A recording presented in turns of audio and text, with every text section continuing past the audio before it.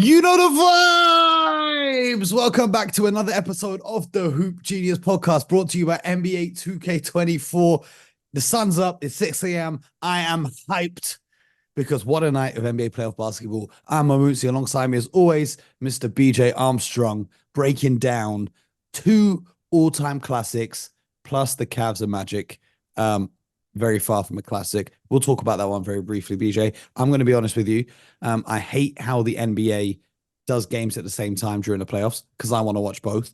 But the Knicks game tipped off about 12 minutes into the Magic game. So I was watching both. I had one on my laptop, one on my TV. But after Jalen hmm Suggs went out with an injury, I pretty much didn't pay much attention to the rest of that Magic game because, well, I just didn't see any way that they were going to win. It ended 96 to 86, another grind it out win for the Cleveland Cavaliers. Donovan Mitchell with 23, 8 and 4. Mobley and Allen had 17 and 16 respectively. And for Orlando, Paolo Banchero, 6 turnovers. Didn't manage to cut down on the turnovers from last time. Franz Wagner had 6 turnovers himself, which is something to keep an eye on. There, Franz had 18 points. Paolo had 21 points.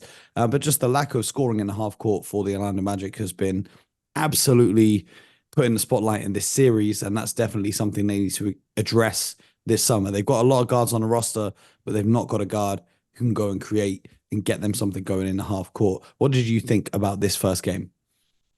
Well, again, Mo, whether it's turnovers, inexperience, you can tell just the lack of being in this moment. Give them credit for getting here, give them credit for having this opportunity.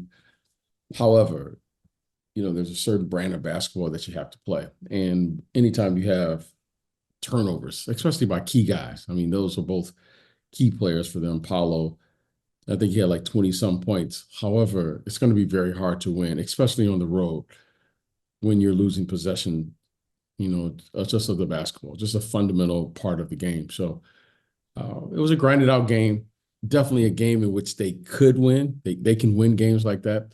I expect them to be at least 10 points better or so at home in front of their home crowd, get a little home cooking. And, but, I think it's still going to be, I still think with this roster and their lack of playoff experience for them to overcome this, but I do expect them to put up a good fight and get one win at home. I think they should win one game at home, and then the Cavs should look the closest out in five. Okay, well, now on to the exciting ones. Shout out to the Magic fans, shout out to the Cavs fans, especially a big shout out to the Cavs fans. If you're still supporting the Cavs, even without LeBron James there, you have my utmost respect. There's not many of you. But let's get on to the exciting games of the night. The Knicks and the Sixers. Because for a long time in this game, BJ, it looked like the Sixers were going to steal this one in Madison Square Garden. Right, Right right. up until Dante DiVincenzo had something to say with a little bit of drama and a little bit of commotion at the end. Jalen Brunson has still continued to struggle to start this series. He was 8 of 29 from the field in this one, 1 of 6 from downtown. The Knicks, their star player who they usually rely on isn't getting it going, but Dante DiVincenzo stepped up with 19 and Josh Hart had 21 in a great team performance. Over for the Sixers, Tyrese Maxey, the star of the show, 5 of 11 from downtown, 35 points to go along with 10 assists and 9 rebounds. An absolutely sensational performance in a game that he was supposed to miss because he had, I don't know what kind of illness he had, but he wasn't supposed to play this game. He played it, played fantastically. Embiid, 34 points, 10 rebounds, 6 assists, always puts up stats, but he's clearly hobbled out there. He's basically playing on one leg. He's got some weird thing going on with his eye where he can only blink with like one eye at a time. It looks like a robot malfunctioning. So credit to him for being out there and trying to play. But you can definitely see the limitations in his games, especially when it comes to the rebounding department, which is, even though he finished with 10, which is a key point of emphasis against this Knicks team who do a great job on the boards with Josh Hart tonight, grabbing 15 of those. So, what did you take away from this? And then we'll get into a few of the plays that happened down the stretch. Well, if Philly doesn't win this series, and they're certainly not out of the series, we're going to point back to game two because you got to win the games you're supposed to win, especially in the playoffs. We talked about that during the regular season, but it's like almost a cardinal sin in the playoffs when you have a game won, which for all accounts, they should have won this game. They played well enough. They had the game, they were up 4 or 5 points late in the game, and suddenly they had a key turnover. I mean, it was just critical. I think they were up, I don't know, 4 points, and then they scored, and then they hit a three, and then they go up one or something like that. I think that's how But it went. when you talking about when Maxi turned the ball over, Yeah, when Maxi yeah, turned the ball 17 over. Yeah. seconds left. He turns the ball over. Josh Hart steals it. DiVincenzo shoots a three. It misses. Then Isaiah Hartenstein, who was huge in this performance, he gets the offensive rebound, gets out to DiVincenzo, who absolutely nails the three-pointer. Mike Breen on the call for the local broadcast was sensational listening to that. And that's what put the Knicks up by one and won them the game. Yeah, so this one's going to sting a little bit. And Philly's not done this once. They've done this twice where they've been right in the game to the last minutes of the game on the road. But tonight I thought they played well enough and they had the game for all accounts. There's never a game where it's over. It's not over till it's over. But they were definitely in position where they were they were in a good place. So this is going to hurt. Now, it's important if they can hold serve and come back, then I think this series swings. It's important for the Knicks, in my opinion, to win. They have to win a game there. They have to win the game because if they come back and have a third chance to put up to repeat that performance on the road, because clearly they're comfortable. Now, clearly they can get some things accomplished. New York is not the easiest place to play. And for them to do that on the road, they showed you that, yeah, we feel good about our chances, but they didn't close it out. So the Knicks, they hung in there. That's why you hang in there. You keep playing, you keep fighting, and they came up with a key turnover. And like you said, they have some things too that they can address. They can point to, hey, our player hasn't, our top guy, Jalen Brunson, really hasn't had it going. I mean, he shot a very low percentage, but that's a good sign. You still find a way to win, so that's positive. But it should be a good series. I think this one is going to be tough. I think the most pivotal game is shaping up to be Game 5. I think Philly will probably go back home. They'll feel good.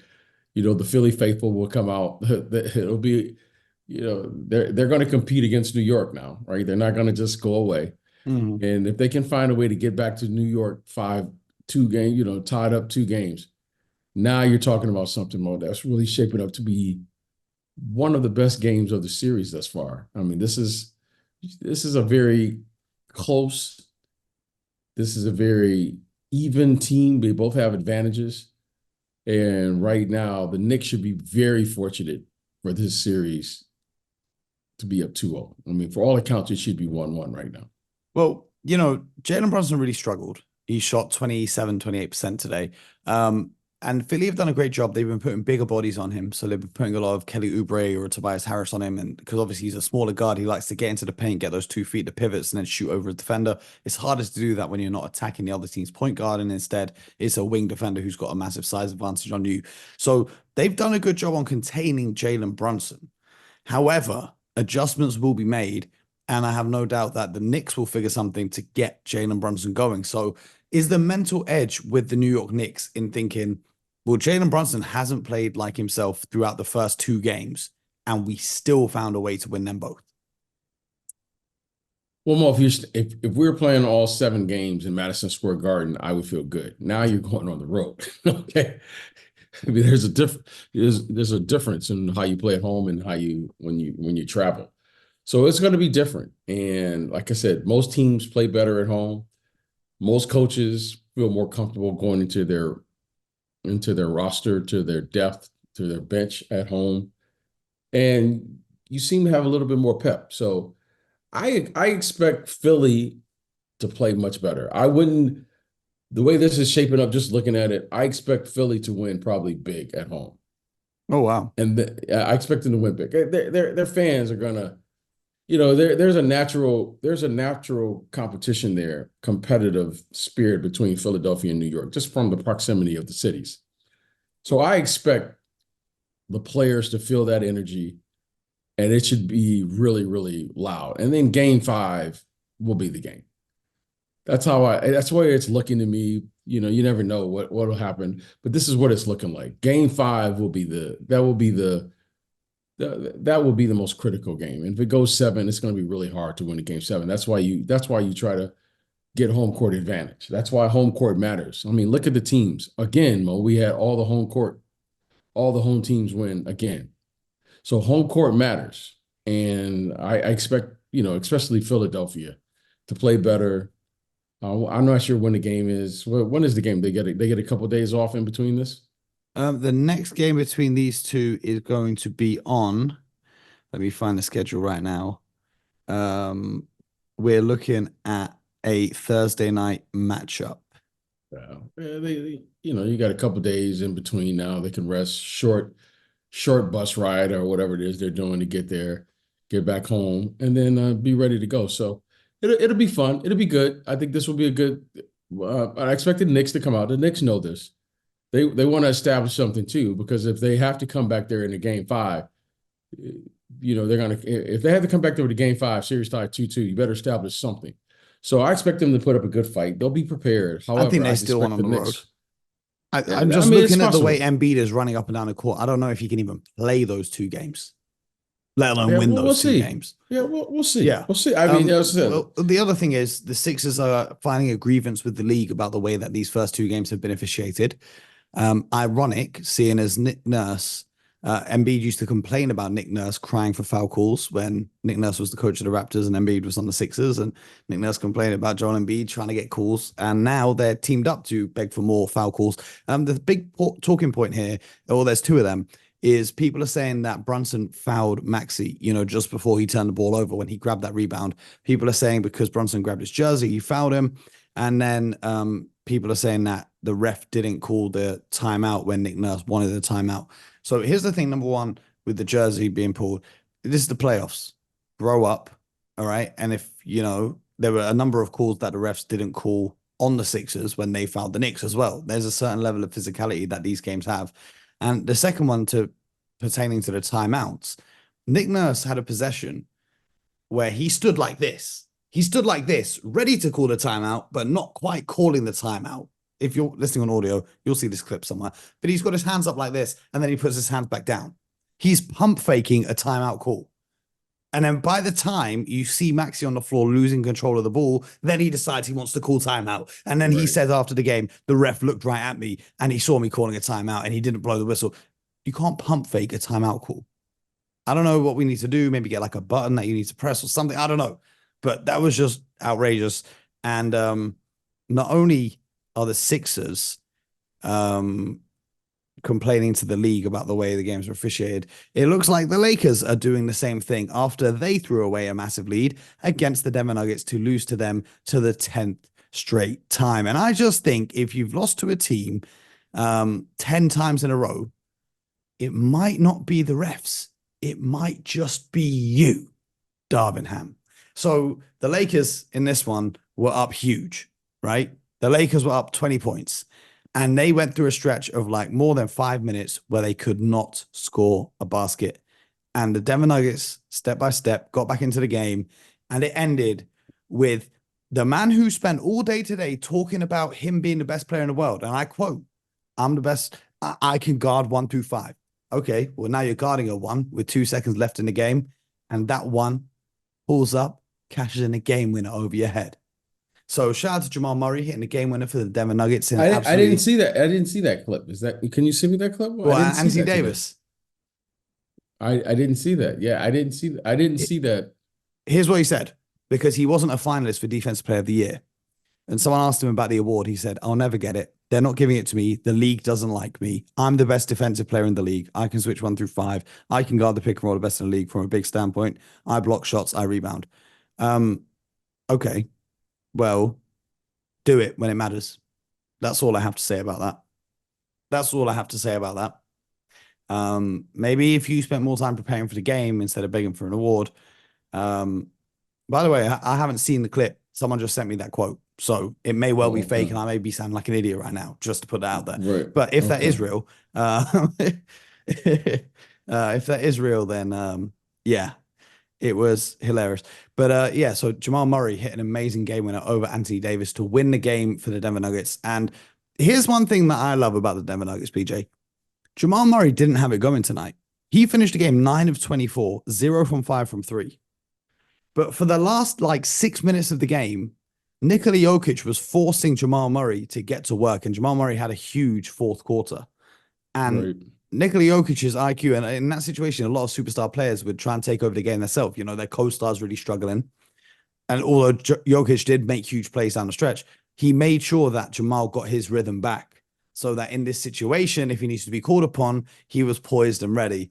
And that's exactly what went down. Now, for the Lakers, you played this game as well as you pretty much could have, because D'Angelo Russell, we all said after game one, the key is D'Angelo Russell hitting shots. Well, he hit 7 of 11 threes tonight, finishing with 23 points, and they still couldn't get the win. It's unbelievable. Anthony Davis said after the game, we have stretches where we don't know what we're doing on both ends of the floor.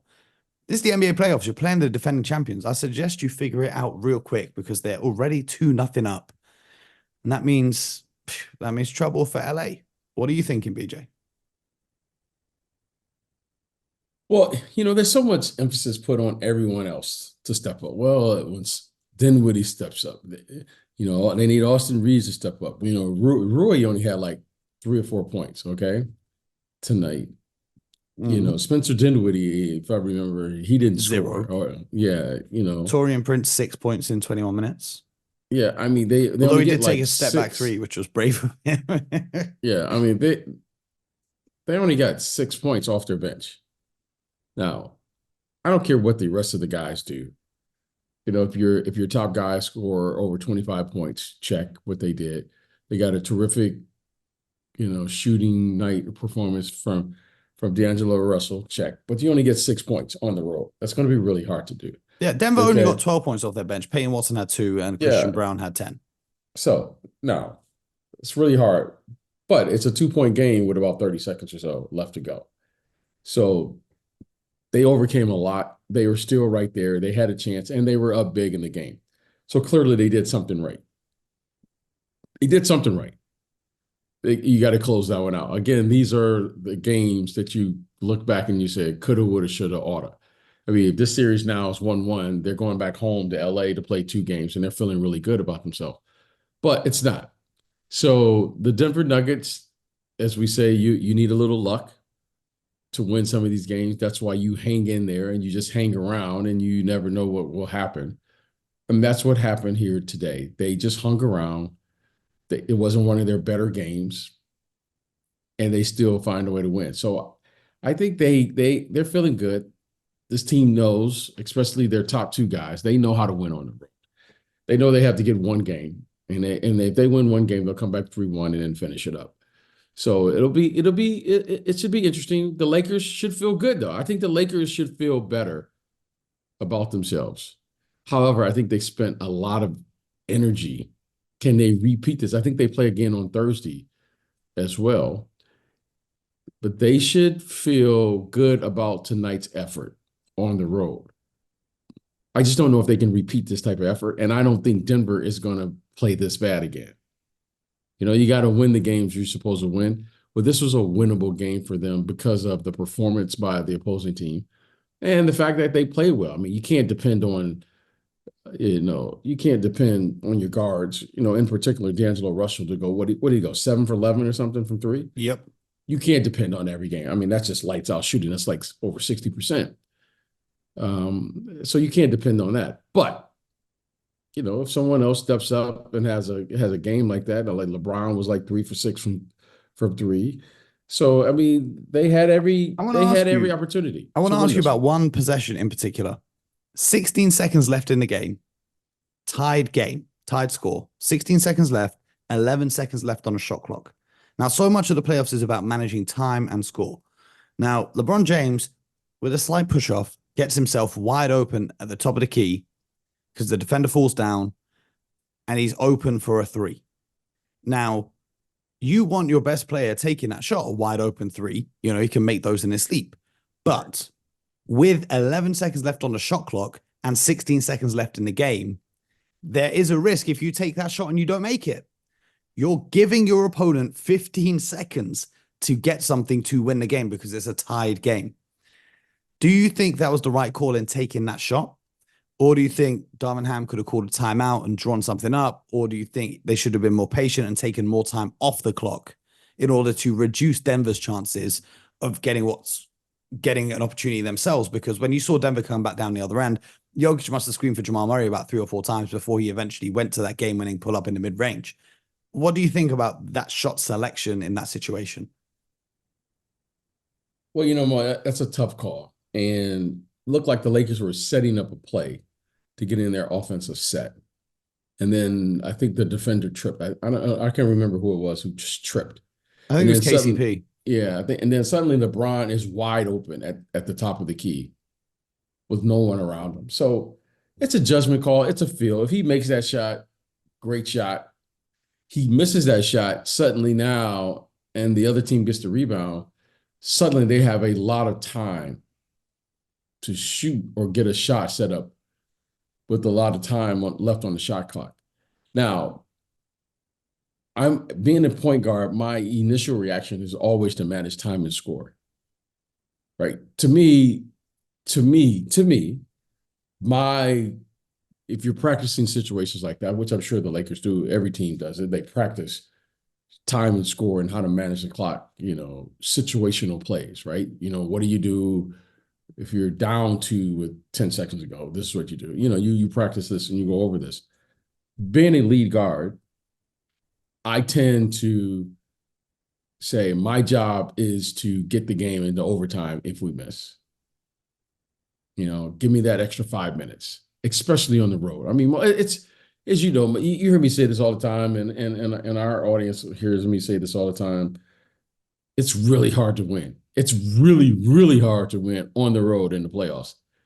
So I would have preferred for him not to shoot that shot and give them the least amount of time that you can if you happen to miss the shot. That's just me, because I want to get to overtime, especially on the road. Now, it was a good shot. And sometimes you have a feel for it. You got to, I mean, I'm not saying it was right or wrong. I'm just saying that's just the way it is. But it was a good shot. It's an open shot. It's a makeable shot. So you live with the results here. So, but in my heart of hearts, I would have possibly just taken my time and try to get up a shot with less than 4 seconds, Mm-hmm. and now only give them a limited amount of time if we missed, okay, a limited amount of time to score a basket. But Jamal Murray, I mean, that was a tough shot. I mean, Absolutely. Absolutely. that was a tough shot. Here's That's one a thing I tough wanted shot. to talk about, though. Anthony Davis, again, huge stat line, 32 points, 11 rebounds. But it just feels like with Anthony Davis, when he gets down the stretch in these games, his gas tank just runs out. And once his energy runs out, Jokic is just taking advantage of him, scoring on will at him in the paint. And Jokic just never seems to get tired. And I know what you say about the altitude and playing in Denver. I understand that. However, Denver have had a basketball team since 1967, and they've only ever won one championship, right? So I understand it's a factor, but it can't be that much of a factor that the reason the opponents are all gassed out is because of the altitude every single time they play. Otherwise, they'd win a championship every year. So what I'm looking at in the next game is, can Anthony Davis maintain this performance to the finish line, to the very end of the game? Because he's playing great, and then the last 5 minutes, Jokic has just got the ball. I'm on the post. All right, I'm gonna hit a hook shot here. I'm gonna spin off you. I'm gonna score here at will, and that's not something that was happening early on. Well, again, I have a lot of respect for that altitude. I know I'm aware of it, but what I'm Yeah. saying is you can't use that as the No, you don't use anything, but I have a lot of respect for it. I'm telling you, I told you what it felt like the first time I played up there. When I go up to Denver, razor even now, blades. Razor yes, yeah, blades. it feels like razor blades are going down your lungs. It burns, it hurts. When I work out now, and I'm in my 50s, it's still, I have so much respect for the altitude. So Anthony Davis, I don't know what else other people were saying. Maybe they're saying, it looks like you're tired. I respect it, big fella, because that altitude is like no joke, and it affects people differently. But you're right, there is no excuse. He showed up. He still, he put up great stats. He put up great numbers. But it was, give the Nuggets credit. I'm giving those guys credit. This is one of those wins. It builds confidence and it builds character because you're like, we didn't play well, we were down big, but it shows you what we call in this league the basketball integrity of this team. They're going to play through it. You know, we talked about this just the other day. Is you always play through the game, and this was one of those moments where things aren't going well, and then that's when you find out. You just stay in the fight. You hear coaches, you hear they have different terms for it, but the big thing is you stay in the fight. Just stay in the fight, and they did that tonight. Big win for them. I wouldn't be surprised if they come out game 3 just cooking. Hey, we took your best punch and we still won the game. How yes, about that? yeah, We exactly. took your best There punch you and go. still won the fight. All right, let's go. Let's go to the next round. Yes. All right, it's time to pick tonight's winners. Phoenix, again, seeing the Minnesota Timberwolves for game 2. I got the Ant-Man cooking. I'm rocking with the Timberwolves. You got faith in your Suns? Well, I listen. By the way, I want to say this about Ant-Man. I want to say this.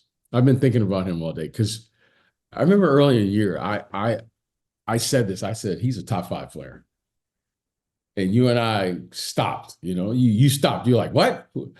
I was like, okay, I just think he's a top 5 player. I was thinking about this coming into the Olympics. Well, he's a starter. He's one of the top 5 players in the world. No. He can't be a star in the Olympic team because Okay. and this was the whole commotion at the World Cup. And I'm gonna tell everyone, Nike sponsors the Olympic team and he's the face of Adidas. And so in the World Cup, everyone was like, why is Steve Kerr not starting him? And it took him a while to actually be forced to start him. But there we go. Okay. We'll see if the powers that be allow that to happen. I'm going to stay on the court.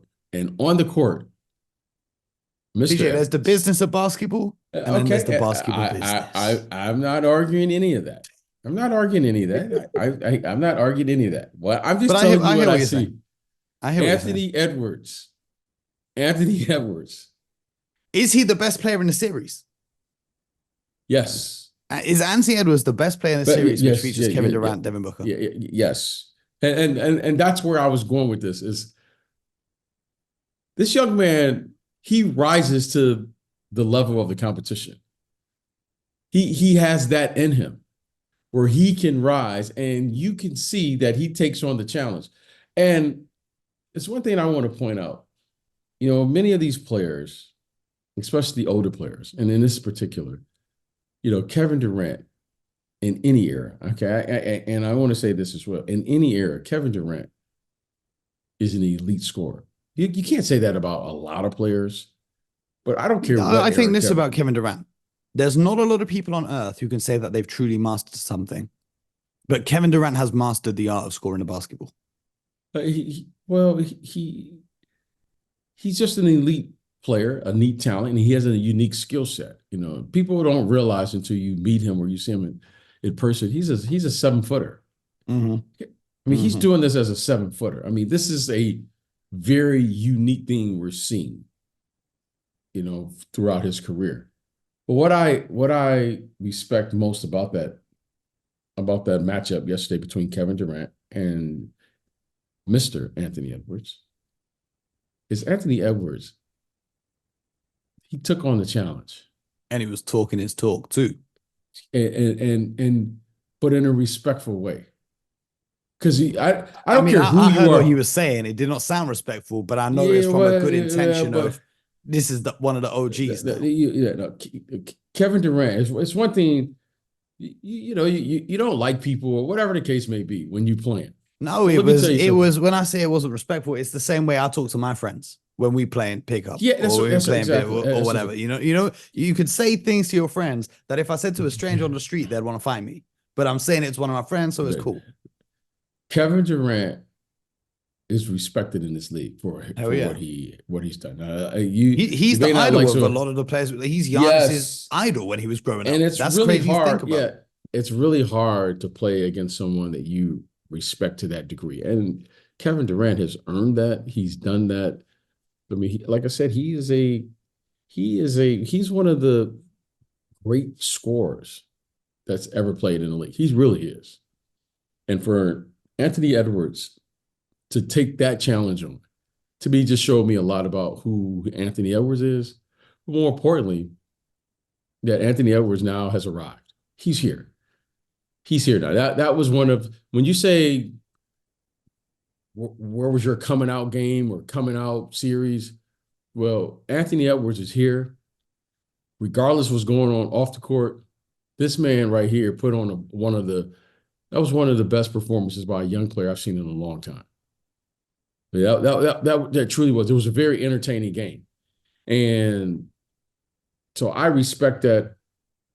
Who I expect to win. Like, I don't know if Anthony Edwards can duplicate that type of. I don't know if he can duplicate that effort. I'm going to pick the Phoenix Suns in Game 2. Okay. Okay. I'm going to pick. And again, I still think the advantage lies with the Phoenix Suns. And the matchup I'm keying in on, and I'm going to give Cat credit to. Cat stepped up to the challenge in Game 1. He did. Mm-hmm. But I'm going to give the Phoenix Suns and say they're going to win Game 2. Okay. And then we'll go from there. Indiana, Milwaukee. Who you got? I'm backtracking so fast on my Indiana to win the series. I'm not going to lie. I'm really disappointed. My eyes tell me there's no way that they should lose to the Milwaukee Bucks minus Giannis in the fashion in which they did. Mm-hmm. I'm going to hold the Pacers accountable, and I'm going to say, okay, we're all capable, with the exception of us. Yeah, first game's out of the way. Your nerves are gone now. But, Mo and I show up every night. They didn't show up in Game 1 for whatever the reason. No, me and you showed up for that game. They weren't there. Yeah, but I'm going to give them now this. You're on the road. You got the bad one out of your system. Now let's play. So I'm going to come back and say the Pacers should win this game. And I expect them to win this game in Game 2. I really do. I know if the Bucks win, and if the Bucks win their series and the Sixers lose their series, the Philly fans are going to be throwing up that Doc Rivers progressed further in the playoffs than they did this year. But the final game of the night tonight is the Dallas Mavericks and the LA Clippers. Do you think Luka and Co can bounce back, or do you think Ty Lue's got a few more tricks up his sleeve? I think you and I talked about this off air after we taped last night. When you win big in the first game, it's always... No, this was in the episode last night. Yeah, it's a setup game. So I'm very cautious right now because it's not this easy. I mean, they coasted. The Clippers coasted into the win Game 1. I mean, they just dominated the game. You're playing against Luka and Kyrie. There will be some... Those guys are big-time players. I expect both of those players to have bounce-back games. You're a great player. You never have back-to-back bad efforts. Yeah. So we know one player for sure is going to play fantastic, Luka. Luka played bad, and he had like 30 and 13 rebounds or something. Yeah. Okay. Well, Richard Jefferson said something that everyone was clowning him for, and he said, oftentimes in the playoffs, the loser has the advantage. And I think he worded it badly because he's not saying the team that loses the series has the advantage. What he means is, after you lose a game, like, for example, the Dallas Mavericks lost, there's more stuff they can look at ahead of Game 2 than stuff the Clippers have to look at. Because if everything in your game plan works, it's harder for you to adjust to the next game. Whereas Dallas can go and look at what happened, and they can make, if their coaching staff is doing their job, the appropriate changes to the game plan defensively and offensively to generate better basketball. So I'm intrigued to see what Jason Kidd does. I did a breakdown of the Mavericks game on my YouTube channel. Make sure you guys check that one out. I've been doing daily videos on there. So tap in on the main YouTube channel, not the podcast one, because we've got breakdown videos happening there. Me and BJ will be back tomorrow to break it down for you once again. I don't know how I'm going to get to sleep after such an exciting night of basketball. And shout out to the Knicks fans, shout out to the Nuggets fans, and definitely no shout out to the Philly fans or the Lakers fans. Enjoy your day, guys. You know the vibes, I guess. Shout out to the Miami Heat. I heard they were out in the club in Boston last night, so I hope you guys were enjoying the city. BJ had some sources tell me. Yeah, I was I gonna had, say, where'd you had get this some information? sources. You know, I had some sources. They yeah, keeping those yeah. players distracted. And on that note, On that note, you know the vibe. Subscribe to the show, YouTube, Spotify, Apple, wherever you get your podcast from. And most importantly, get buckets.